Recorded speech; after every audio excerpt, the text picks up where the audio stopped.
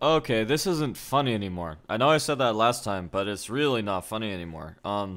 For those of you guys who do not know, Holloway is now not fighting. I guess they took a look at him, which is weird. I guess it wasn't a medical checkup.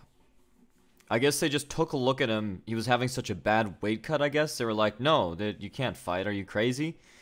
Like, he had to, like, I don't know how bad you have to look for them to take a look at you and say no. He must have, like, stumbled in like one of those, like, overly inbred Dalmatians or something. Like, you ever seen those dogs? They just, like, they're too inbred, so they're shaking and, like, wobbling all the time. Like, he must have looked like that and had, like, huge dark circles under his eyes and been, like, not able to speak or something. I don't know. Either that or they I don't know why else would they would do it unless it's just unless some kind of nefarious purposes conspiracy theory thing, which is, I always think that kind of stuff's ridiculous for the most part. But I guess it was just too short a notice. So it's probably better the fight didn't happen if he was in that bad a shape. Because I think I said last time, I think at full capacity, with a full camp, uninjured, obviously, that Holloway has a better shot against Khabib than most people.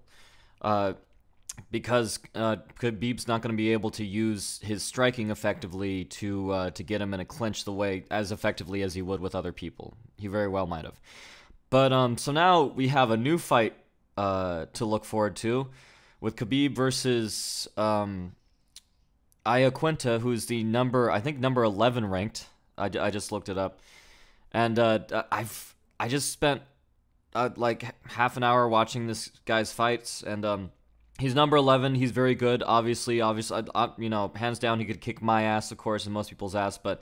And so all due respect to Iaquinta, but honestly, I think he's a walking corpse at this point. He's dead. He's got no chance. Khabib's just going to ragdoll him.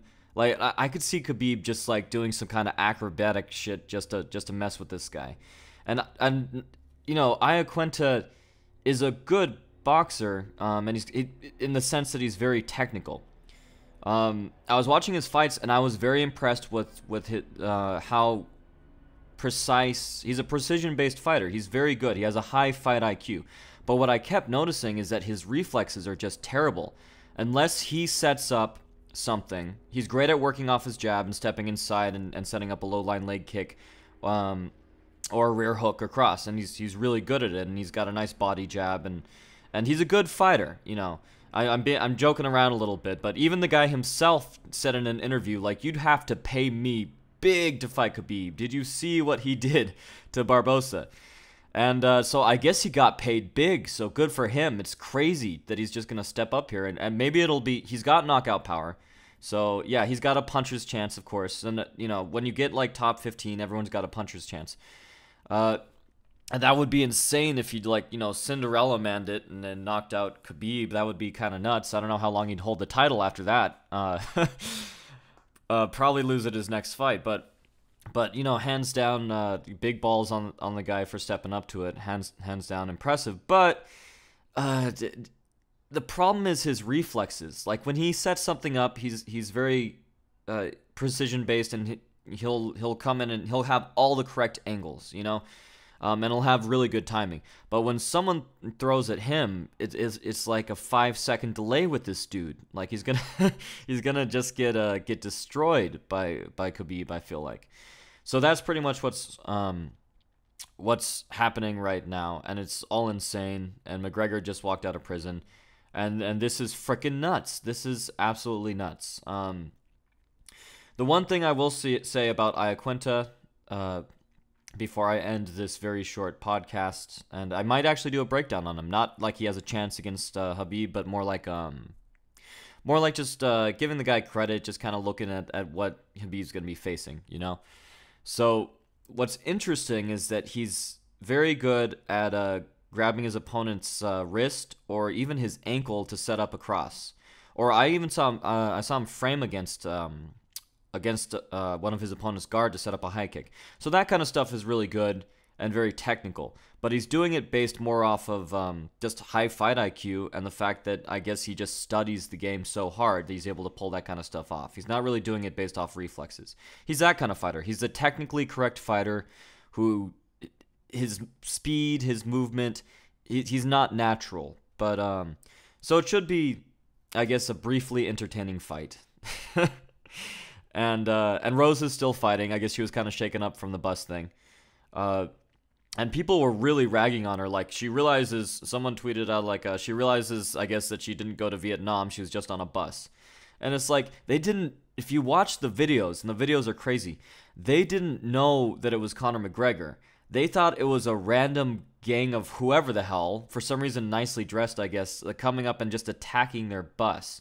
So if you just imagine you're in a bus on your way somewhere, and 20 people come up, start banging on the bus, start yelling threats, start throwing shit at the bus, and then someone throws something into the window and it shatters and it's just really loud, explosive, because, you know, windows are under a lot of freaking pressure, you know?